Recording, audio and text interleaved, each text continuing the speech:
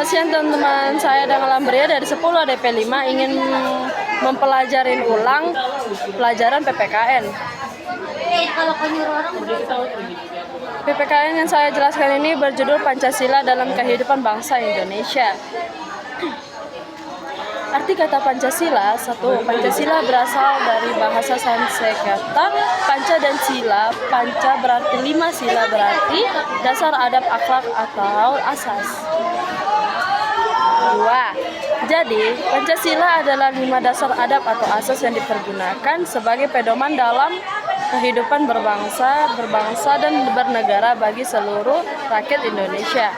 3. Kelima sila Pancasila tertuang dalam Alinea 4 pembuka Undang-Undang 45.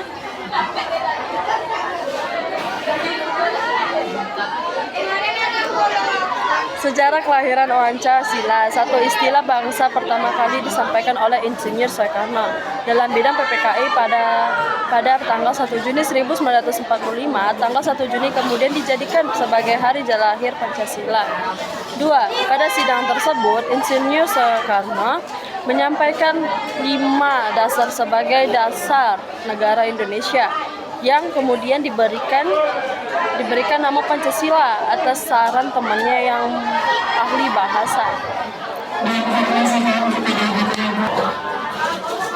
3. Selain Insinyur Soekarno, tokoh lain yang menyampaikan ide tentang dasar negara adalah Mr. Muhammad Yamin dan Prof. Dr. Suepomo.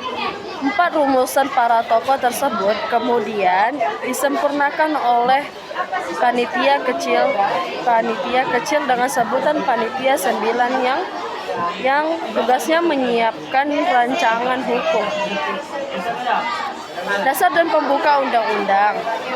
5. Hasil kerja Panitia 9 tersebut tertuang dalam pembukaan Undang-Undang 45 yang berisi 5 Pancasila dan tujuan negara Indonesia.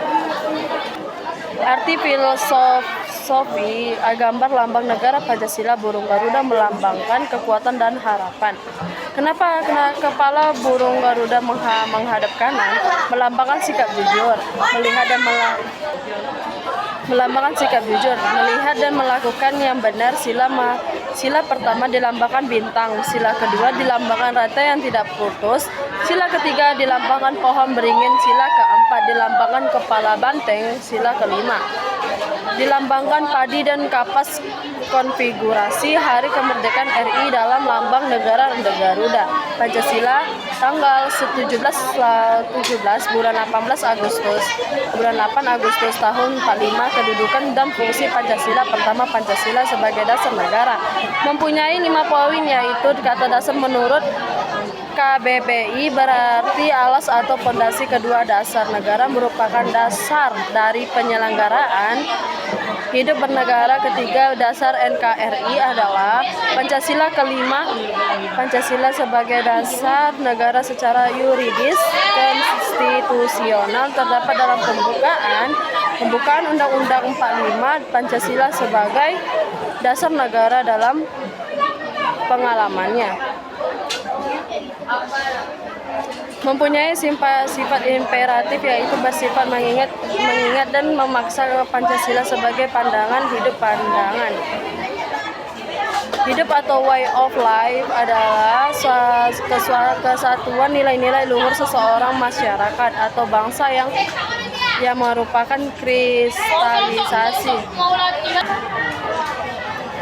nilai yang kebenarannya diyakini bangsa tersebut. Pancasila sebagai pandangan hidup bangsa Indonesia berfungsi sebagai pedoman hidup, petunjuk di hidup untuk menata kehidupan pribadi, masyarakat, bangsa, dan negara Indonesia.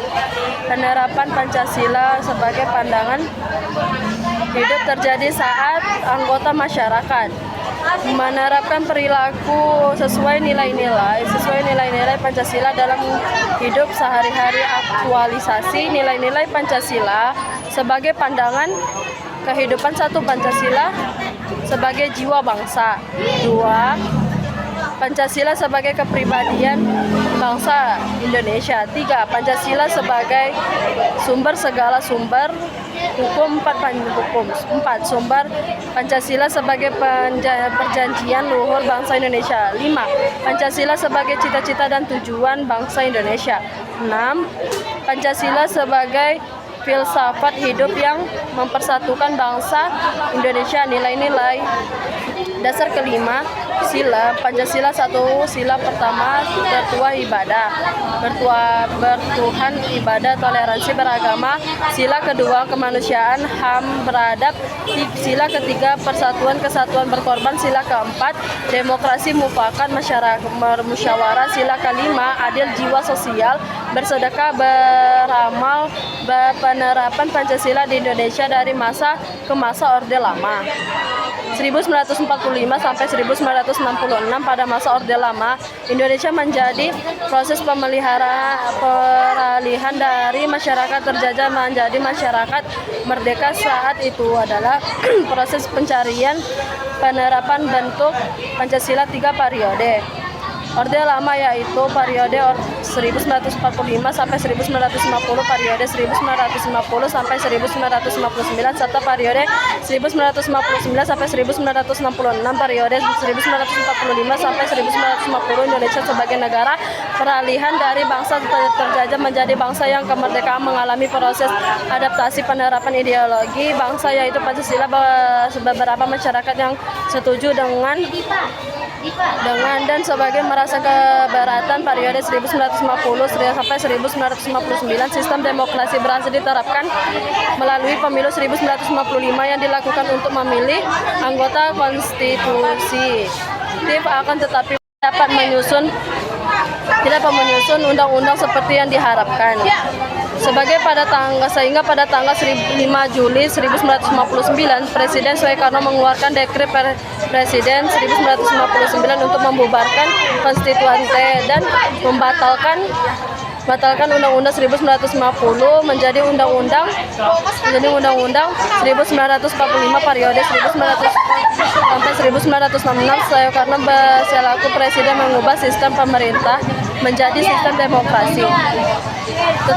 Terpimpin selain itu, Presiden memperluas peran militer dalam unsur politik untuk menggabungkan Polri dan TNI menjadi ABRI atau Angkatan Bersenjata Republik Indonesia. Orde Baru 1966 sampai 1998. Orde Baru dimulai dengan naiknya Soeharto menjadi presiden menggantikan Soekarno pada tanggal 22 Februari 1967. Upaya memulihkan yang dilakukan Presiden Soeharto yaitu 1. Rencana pembangunan 5 tahun atau Reperita. 2. Pemilu. 3. Pembinaan pendidikan, pelaksanaan pedoman penghayatan dan pengalaman Pancasila. Pemerataan pembangunan selama menjalankan pemerintah. Beberapa masalah juga timbul dan memicu demokrasi yang terjadi pada tanggal 13 sampai 14 Mei 1958. Diantaranya adalah 1. Meraknya KKN atau korupsi, kolusi dan nepotisme. 2. Hak menyatakan pendapat yang dibatasi. 3. Peran ganda atau hins fungsi ABRI. Akhirnya pada tanggal 21 Mei 1998 Soeharto mengundurkan diri dari jabatannya setelah menjabat menjadi presiden selama 30 tahun reformasi 1994 sampai sekarang. Era revolusi dimulai dengan pengganti presiden dari Soeharto ke B.J. Habibie yang mulainya berperan sebagai wakil presiden.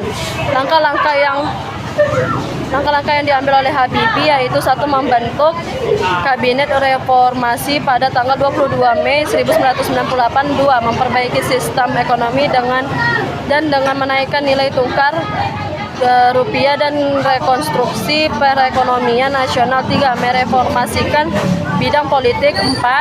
Mengeluarkan undang-undang nomor 99 tahun 1998 tentang kemerdekaan menyatakan pendapat di muka umum. 5. Menyelesaikan masalah fungsi ABRI. 6. Mereformasikan bidang hukum. 7. Mengadakan sidang atau istimewa MPR untuk membuat ketetapan baru. Terima kasih, sekian dari saya. Selamat siang teman-teman.